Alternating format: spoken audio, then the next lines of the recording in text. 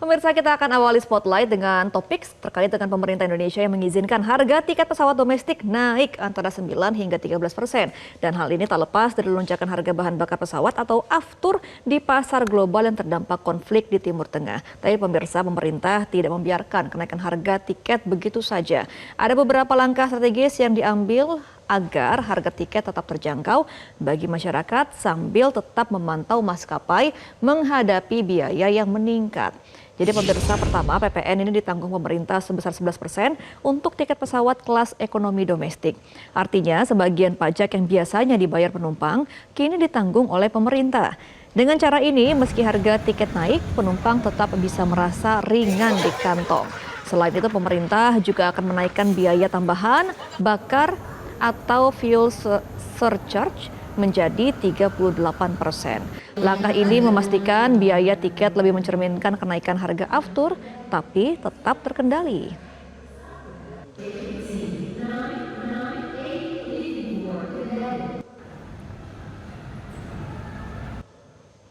Oke, selain fuel surcharge, ada beberapa biaya lain yang juga dipangkas. Termasuk bea masuk untuk suku cadang pesawat dihapuskan menjadi 0% sehingga biaya operasional maskapai bisa ditekan tanpa mengorbankan keselamatan penerbangan. Tentu tujuannya jelas ya pemirsa, tetap menjaga agar tiket terjangkau bagi masyarakat, memastikan maskapai tetap bisa beroperasi dengan aman dan mendukung kelangsungan industri penerbangan domestik di tengah gejolak harga energi global.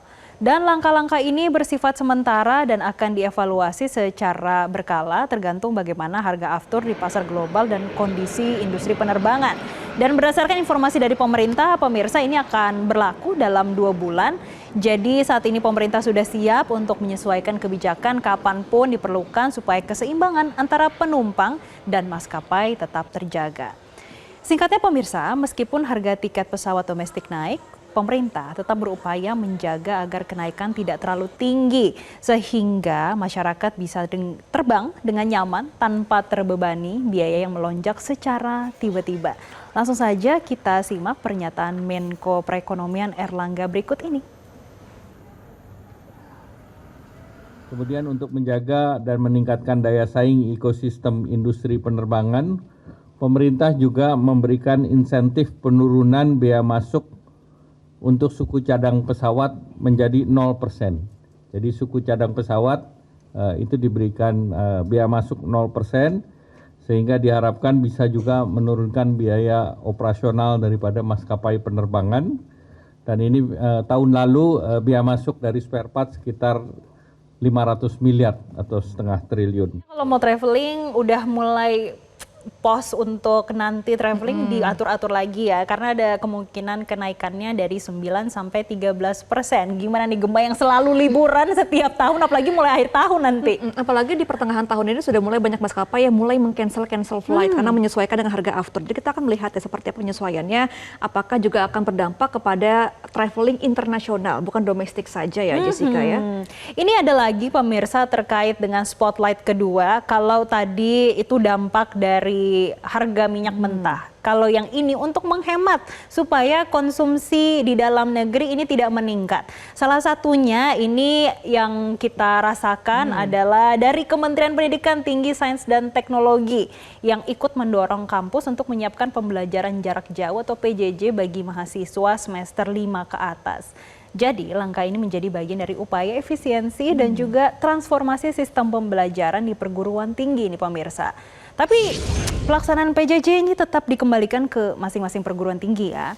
Karena setiap program studi dinilai paling memahami kebutuhan pembelajarannya, terutama untuk mata kuliah yang membutuhkan praktik secara langsung.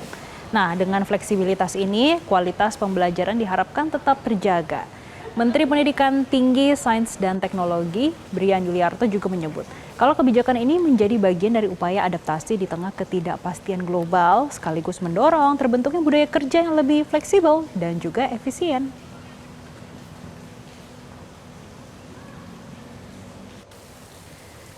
Nah, kemudian pemirsa, selain itu kementerian juga mengimbau kepada warga kampus untuk mengurangi penggunaan kendaraan pribadi. Mahasiswa dan dosen didorong untuk berjalan kaki atau bersepeda ke kampus.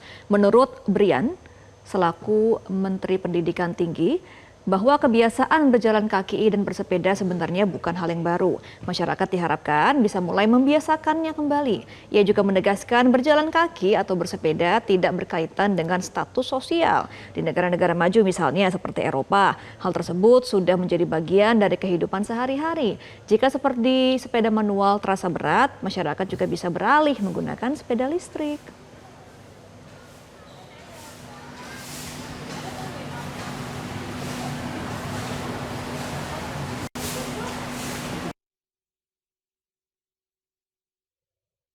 Selain dari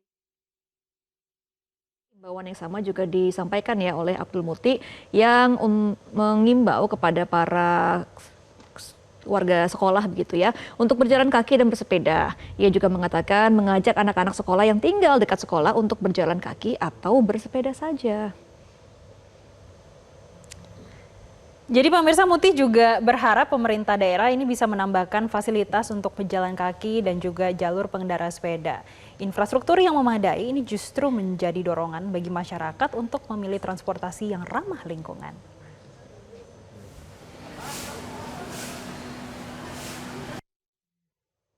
Ya, itu untuk mahasiswa semester 5 ke atas ya. Kalau Gemma dari Tangerang ke Jakarta Barat, ini kalau suruh jalan kaki lumayan Gemma. Tapi bisa naik kendaraan Bisa umum. ada kendaraan umum. Jadi bagi masyarakat, para pekerja mungkin yang mau mengurangi kebutuhan bensin begitu ya, bisa beralih ke kendaraan umum seperti Transjakarta. Masih ada komuter lain, masih ada sepeda. Mungkin kalau kuat dari rumah ke kantor, Banyak sudah ada loh. jalurnya ya.